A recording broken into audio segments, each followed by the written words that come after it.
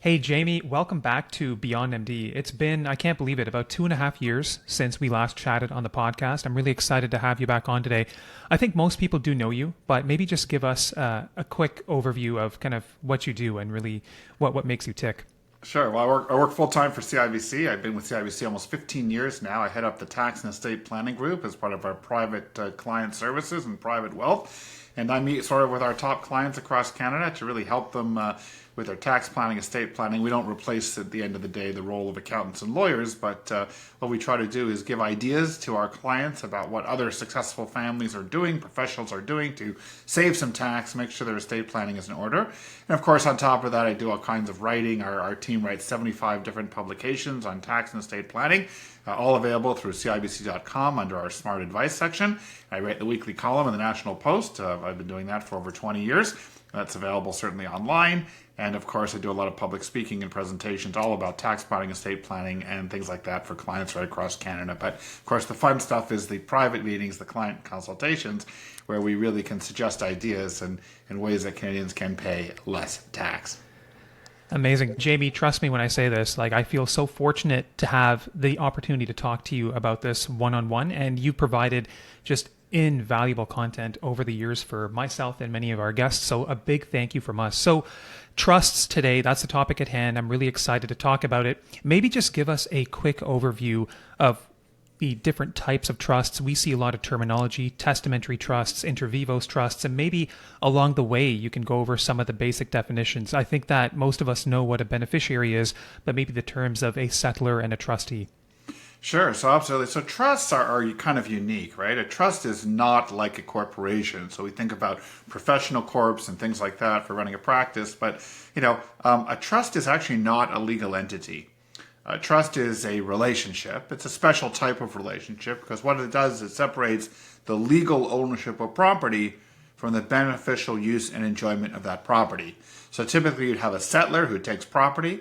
They would transfer that property, typically cash or investments, into the trust for the benefit of somebody else, typically the beneficiaries, kids, grandkids, charity, things like that. And then it's managed professionally by a trustee.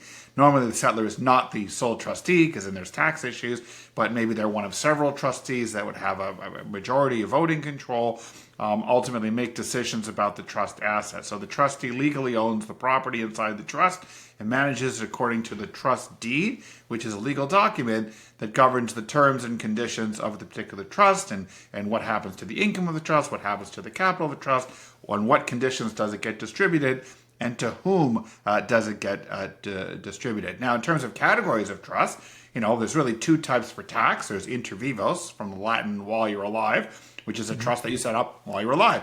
Then there's a testamentary trust, which comes into effect only when you die, and that's done with a lawyer, and those are paragraphs inside of a will. So testamentary trust versus inter vivos trust. There used to be, significant tax advantages of testamentary trust a decade ago. Those are all gone. So in most part, trusts are treated as a separate taxpayer. In most cases, they pay tax on their income like everybody else. The difference being that trusts are taxed at the highest rate. So most people try to distribute all the income of the trust out in the year. The trust can claim a deduction for the amount that it pays out. And ultimately, trusts are a flow-through vehicle. So I think in a nutshell, I would say, and even though there's all kinds of trusts, from alter ego trust for probate, we can talk about some of that later, trust for income splitting, trust for professional corps, there's all kinds of stuff. But at the end of the day, the easiest way to think about a trust is use a trust when you don't trust someone. I mean, that's really how I like to think about it. So, you're setting up a trust. Maybe it's for kids, maybe it's for dependents, maybe it's for someone with a disability.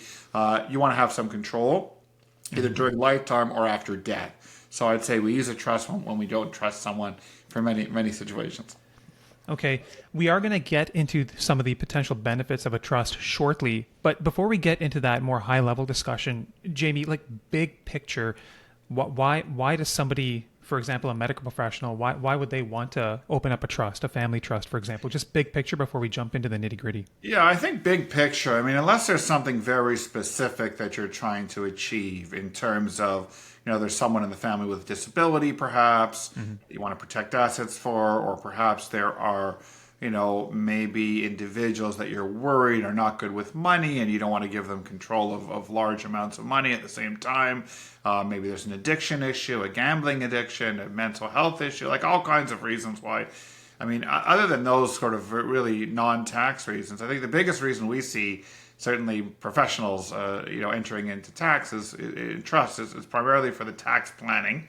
And again, it depends on your situation, but I mean, the opportunity to split income, via a trust. And this was very, very effective a couple of years ago when something called the prescribed rate loan was 1%.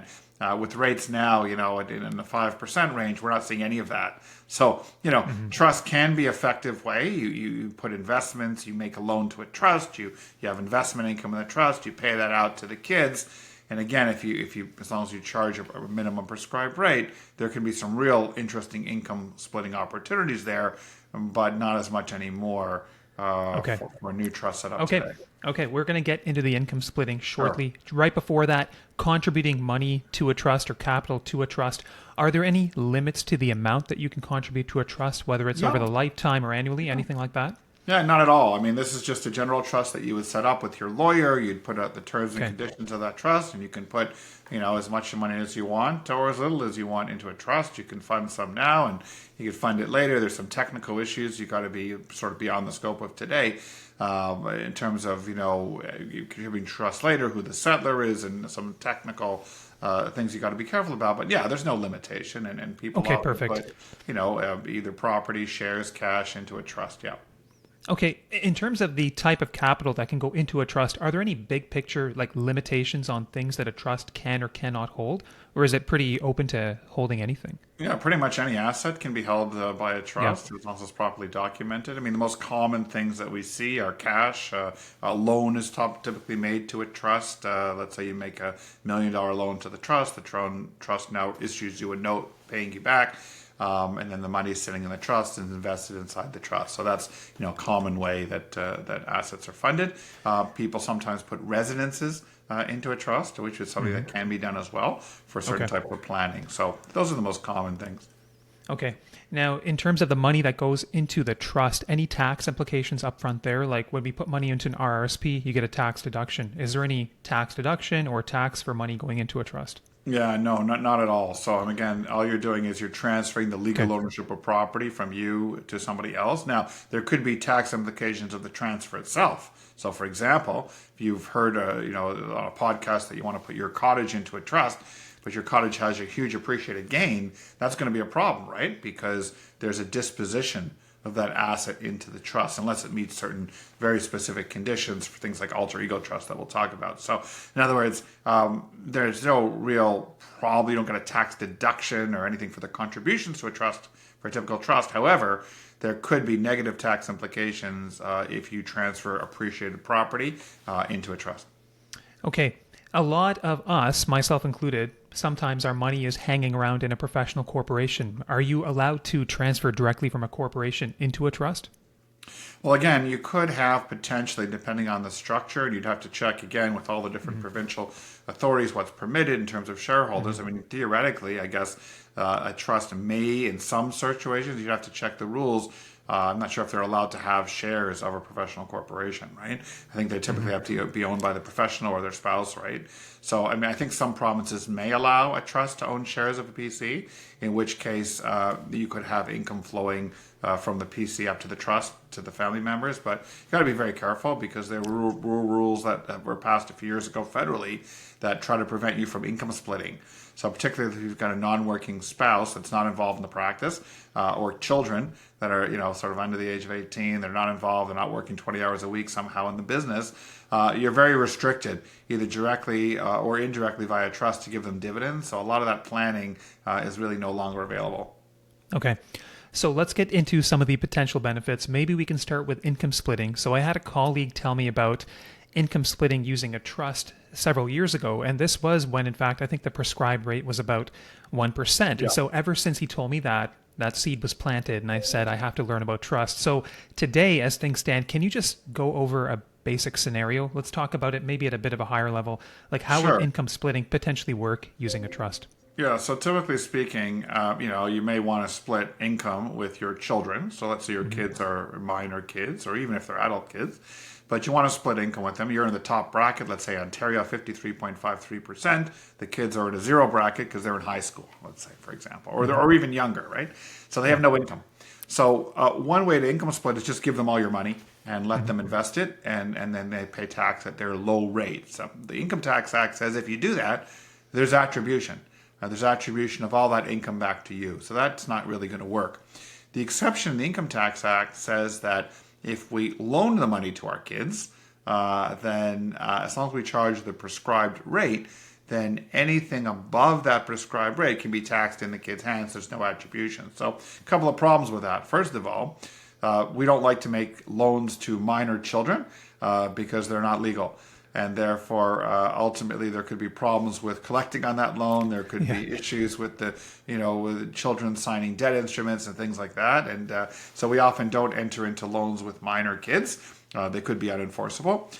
So instead, what we do is we set up a trust. So we would set up a family trust, and we'd make a loan to the family trust.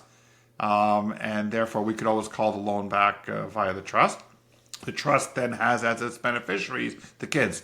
So the trust earns all the income, pays the 1% or whatever the prescribed rate was at the time that you set it up back to me, and then any rate of return I get above that prescribed rate can then be flowed out to the beneficiaries. And for years, this has been a very popular way until very recently for physicians and all kinds of other professionals to pay for all the kids' private schools. They'd pay for nanny expenses, extracurricular sports, summer vacations, like all kinds of stuff. Because all the trust would have to do is beat a 1% rate of return, which is tax deductible to the trust. And anything above that, like a 5% dividend yield, less 1% would be 4%. On $1 million, that's $40,000 of Canadian dividends. And if you pay that to a 16-year-old who has no income, that's all tax-free because of the basic amount in the dividend tax credit. The problem today, if you're listening to this in 2023, after April the 1st, our prescribed rate has now gone up from 1% to 5%. Oh my God. That's a much more challenging discussion, right? How can you get a guaranteed rate of return of 5% every year for this strategy even start to make sense? So we're not doing any of this right now. People have really stopped doing this. However, if you were fortunate enough to set up a prescribed rate loan when it was 1 or 2% a few years ago, you don't have to change the rate. That was the rate for life, for the duration of the loan, right? Wow. So Oh So if you set it up at 1%, you're still at 1%. I mean, that's the good news, and I think most people should just wait. If you haven't set it up before, maybe wait a year or two. If interest rates go down again, then maybe reconsidering. We have clients who did it at 3% because they were confident they could get 5, 6, 7, 8% over the long term. But anything above that, I think you're taking taking some chances. Okay, so for the individuals who did set up a trust in time, prescribed rate of 1%, let's say they were using that money in the trust and it was invested into like Canadian blue chip payers. And let's say those were paying out, let's say 5%. So on $1 million, you're getting $40,000 of dividend income. And so that's treated tax efficiently in that way. And so I guess my understanding is if that money, that 40,000 is pulled out of the trust and given to the kids used for expenses directly related to their activities, then it becomes a tax efficient situation. Whereas if the money is left in the trust, then would it just be taxed at the marginal rate? Is that correct? Well, it'll be taxed at the highest rate. So if you leave income inside of any kind of trust, for the most part, you're looking at the top rate of tax. So in Ontario, for example, on dividend income, if it's from publicly traded companies, it's 39%. If you're paying it out to the kids and the kids have no income and they're using the basic credit and the dividend tax credit for up to about $54,000, the rate is zero. There's actually no tax at all. So it's very, very tax efficient using a Canadian dividend strategy. Okay, let's say over the next few years, 2, 3, 4 years, maybe the prescribed rate goes back down to 2 to 3%. In a scenario like that, what type of strategies do you see people using for investments inside a trust? Is it dividends, a combination of dividends and fixed income? I'm just curious what you've seen in your practice. Yeah, typically that's what we see for the most part. I mean, we did have a client even recently, like 6 months ago, that when the prescribed rate was still at 3, we're now at 5, it used to be at 1, but when it was at 3, found a fixed income investment. They were very comfortable that was at 6. And they locked it in for 5 years. They found some type of note that was paying 6. So they had a guaranteed spread of 3%. Now this client had tens of millions of dollars. So they were able to generate a massive income splitting opportunity for at least the next 5 years. So I think when rates start to come down, you can look at the math and see what it makes sense for you. Gotcha. Okay. And inside a trust, if you have investments that are accruing capital gains, like how long can you defer those capital gains for? Well, again, there is something called the 21-year rule of a trust. So any trusts with certain exceptions, but most trusts, when you set up a trust in Canada, there's a deemed disposition of the trust assets on every 21st anniversary. So on the 21st anniversary of the trust, all the assets are deemed to be disposed of. There could be a capital gains tax payable at that time by the trust or paid out to the beneficiaries. But ultimately, most people don't allow that to happen because they either wind up the trust. And the nice thing is that if it's appropriate to do so within 21 years, then you can actually roll out the trust property to the trust beneficiaries at cost without a taxable gain. So in other words, if you bought that Apple stock for, 100,000, and then when you roll it out in 21 years, it's $1 million, you can actually roll out the Apple stock to the beneficiaries at the original 100,000. So the beneficiaries inherit that cost, and therefore when they sell it later on, they would pay tax on that $1 million proceeds. So, it's something to think about. Okay, got it. So now what about the opportunity to reduce some taxes at death? Like I've been reading a little bit about the estate freeze, and my understanding is that a trust can sometimes come into action here, but my understanding of this is very, very basic. So maybe you can go over this briefly and literally talk to me as if I have no idea what an estate freeze is, because it's not far from the truth. Sure. So Yeah. I mean, the best example that we see with an estate freeze is someone has an operating company where there's a real Yeah. market to sell that business. I mean, it's a little bit different depending on the medical profession, right? I think dentists sell businesses all the time, but not so sure that your average physician can sell their practice, so to speak, although maybe there are some opportunities there. But, let's say you've got an operating company. And the company is worth, it started off from nothing and now it's worth $1 million. And you're happy that, you can live on $1 million. You could you do an estate freeze, where you basically freeze the value of the operating company to $1 million. And the way this is done is that you effectively do a corporate reorganization. You take your common shares, which continue to increase in value as the value of the business goes up, and then you exchange them for fixed value redeemable preferred shares of $1 million. So effectively, you have the right to request $1 million from the company whenever you want, because these are redeemable preferred shares. Then you issue new common shares, either directly to the kids or, in our case, to a family trust in which the beneficiaries are the kids. And so effectively what you've done is you've frozen the value of the company to $1 million, so you have the right to get your $1 million. The future growth of that company beyond $1 million will accrue to the new common shares that were just issued that are now owned by the trust. Got So it. if this company continues to do really, really well over the next 2, 3, 4 years and grows to be worth, instead of $1 million, $5 million, and then at some point there's a sale to a third party, then that gain, that $5 million, less the $1 million, that $4 million gain would be inside the trust because the trust owns those shares. So if they sold to a third party, the trust would have a $4 million gain, and that trust could then allocate that gain to all the beneficiaries. Let's say the 3 kids and the spouse, that's 4 times $1 million. And right now there happens to be a lifetime capital gains exemption of just under $1 million. So effectively, it's a way to use each of the children's lifetime capital gains exemption on the sale of a qualifying business and receive $4 million, in my case, tax-free. So it's Wow. basically you freeze the value now and you have the future growth accrue to the incoming shareholders of the trust. Fascinating. You also mentioned just today, and also in your paper that you wrote called In Trusts We Trust, which I think is a great read. And you mentioned various different names of trusts. And when I went to the CRA's website, I think I've seen maybe 30 plus different names of trusts, depending on the reason for which you'd want to open the trust. You mentioned a few like alter ego, joint partner, foreign inheritance. There's a lot out there, Jamie, but in terms of one or two that we may want to know about, can you speak to us about that, just big picture? Well, let's touch on those few that you just mentioned. So, for example, the alter ego joint partner trust. These are trusts that are typically used purely for probate planning, for the most part, or even as a will substitute. So, for example, in Ontario, typically speaking, there's a 1.5% probate tax on the value of your estate, right? So, if you've got a large estate, then you may wish to consider rolling your assets into the trust. Remember I said earlier that if you transfer assets to a trust, there's a disposition at fair market value, there could be capital gains tax. An exception to that is if you're at least 65 years of age. If you're at least 65, you can roll your property into something called an alter ego trust, which is really a trust for yourself. Yeah. Fully revocable. You can take the money back anytime you want. And then what happens is your kids could be the beneficiary of this trust after you're gone. So while you're alive, you're the only person that gets all the income and the gain. So there's really no tax play here at all, because there's full attribution back to you, all the income, all the gains. But on death, there's a disposition, and then all the assets go directly to the beneficiaries of that trust. They bypass the estate.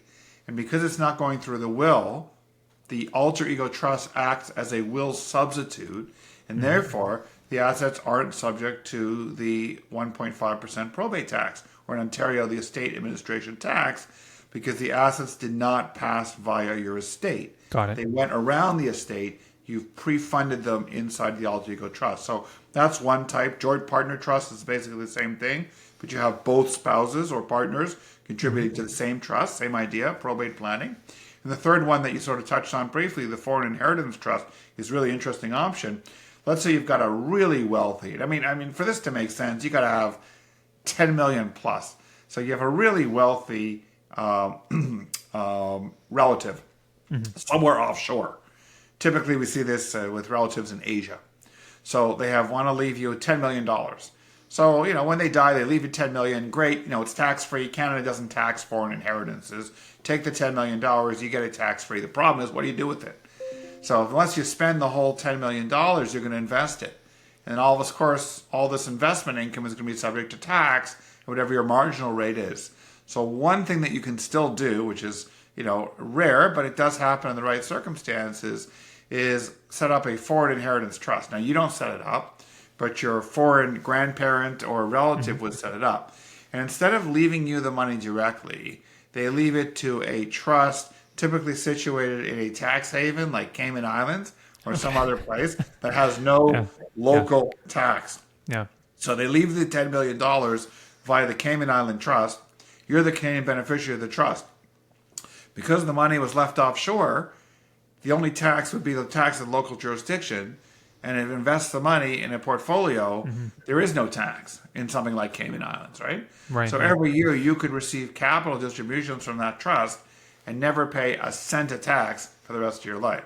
So that's what we call a foreign inheritance trust. It's too late to do this once the person has died. Yeah. So again, we do see this in very rare scenarios, but this is something where a trust can still work. I believe, a foreign trust. Most foreign trusts very specific offshore trust rules that tax you as a Canadian, but this is one exception to those rules. My understanding is that we can also make certain charities beneficiaries of a trust. And my question is, when you came on the pod the first time, you talked about the power of charitable gifting. And I think you touched on the triple benefit when donating from or donating appreciated shares from a corporation to charity. Right. Does a trust also confer any triple benefit like that? Can it be a powerful way to give money to charity? Well, not necessarily. It doesn't have that triple benefit of the capital dividend account, but you don't really need it because there's still full flow through treatment of a trust. So yes, certainly you could do that. We don't see it very often. What we often see more likely is a trust-like vehicle, where you're really operating more like a foundation. So what we often see, and again, it's not really a trust. We also seen very, very popular recently is something called the donor advised fund, where someone establishes their own sort of mini fund within a charitable foundation. So whether it's a large hospital foundation, or whether it's a university foundation, or whether it's a community foundation. The nice thing about that is you get your tax deduction up front for the credit or from the corporation, whatever you want to do. If you give appreciated securities, of course, there's no capital gains tax. And then, of course, every year you get to decide, you get even though you got your receipt up front, the money can stay and be invested on a tax-free basis inside the foundation. So, it's similar in concept to a trust. Many charities are set up as trusts, but it's a little bit different than the stuff we've been talking about so far. but it's become very, very popular as really a flexible way to give, particularly if you want a tax deduction today, but you're not really sure which charity you want to benefit. So you Right. park the money in the foundation, you get your tax break, and then ultimately, on the future, you distribute that to any of the 86,000 registered charities. So it's similar to a trust, but a little bit different. Jamie, this is great information because donor advised funds and charitable foundations are topics that are going to be upcoming in the next several months. So I'm really happy you planted the seed.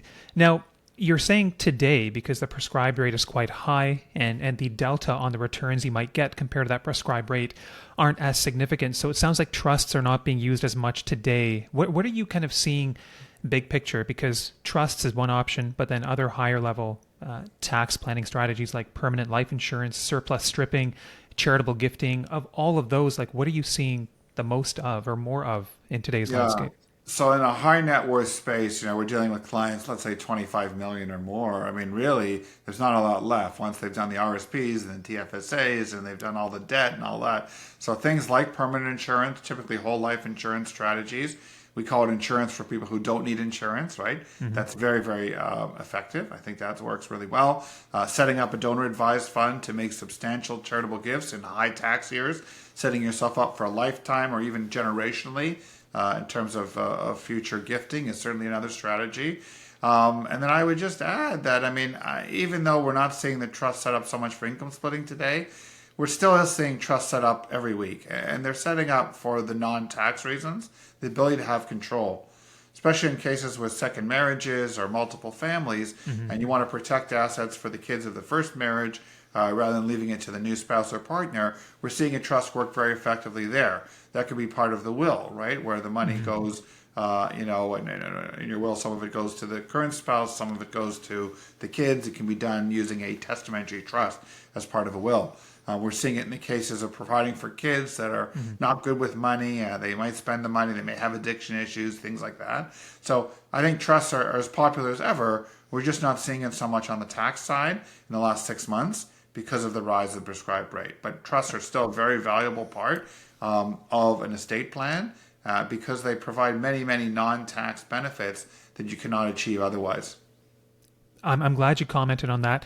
Last thing, I know for the foreign inheritance trust, you mentioned a foreign relative maybe being very, very wealthy. But let's say years down the road when the prescribed rate comes down and then trusts are used more for income splitting purposes, what type of client would you see benefiting from this? Because I want listeners to be able to at least walk away from this and be able to say, would this be useful for me one day? Like, would this be more for clients who have multiple hundreds of thousands of dollars of like personal cash lying around, or are you seeing it used by people who maybe have like 50 to 100,000 kind of lying around? Definitely they want to use it not. for the kids. No one's doing this for 50 or 100,000. I've never seen it done under $500,000, to be honest with you. Okay. So I'd say if you got $500,000 of cash lying around and you're in a high bracket and your kids have lots of expenses and they're in zero brackets, that's the perfect scenario.